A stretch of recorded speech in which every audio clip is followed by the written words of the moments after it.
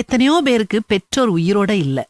உங்க பெற்றோர் 2 பேரும் அல்லது யாராவது ஒருத்தர் உயிரோட இருந்தாலும் நீங்க ரொம்ப கொடுத்து வச்சவங்க. நீங்க உங்க வேலையில ரொம்ப பிஸின்னு எனக்கு தெரியும். ஆனா வீட்டுல உங்க அம்மா அப்பாவை நினைச்சு பாருங்க. அவங்க வாழ்க்கையில ஒரே ஒரு விஷயம்தான் அவங்களுக்கு முக்கியம். அதையே எதிர்நோக்கி இருப்பாங்க. அத பற்றியே நினைச்சுக்கிட்டு இருப்பாங்க. அது என்ன?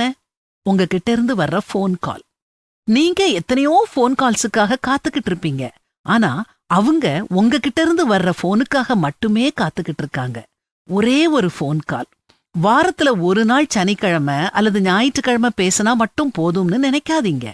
உங்க அம்மா அப்பாவோட உள்ள உறவை நீங்க பலப்படுத்தணும். உங்க பெற்றோரோட தினமும் பேசுங்க. உதாரணத்துக்கு, நீங்க மார்க்கெட்டிங் டிபார்ட்மெண்ட்ல சேல்ஸ்ல இருக்கீங்கன்னு வச்சுக்கிடுவோம். முக்கியமான டீல் வருது. அது முடிஞ்சா உங்களுக்கு நல்லது. உடனே உங்க அம்மா கிட்டயோ அல்லது அப்பா கிட்டயோ அல்லது 2 பேர்கிட்டயும் போன்ல பேசுங்க. உங்க டீலை பற்றி விளக்கி விலாவாரியா சொல்லணுங்கிற அவசியம் இல்ல. அது அவங்களுக்கு புரியவும் புரியாது.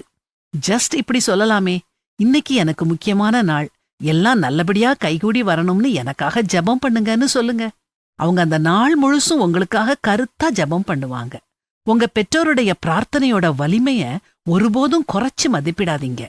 பிள்ளைக்காக மனமாற ஊக்கமா அவங்க பிரார்த்தனை செய்யும்போது அதோட மகத்துவமே தனிதான். ஜெபம் நம்பிக்கைய கொடுக்கும். ஜெபம் சாத்தியமற்றதையும் சாத்தியமாக்கும்.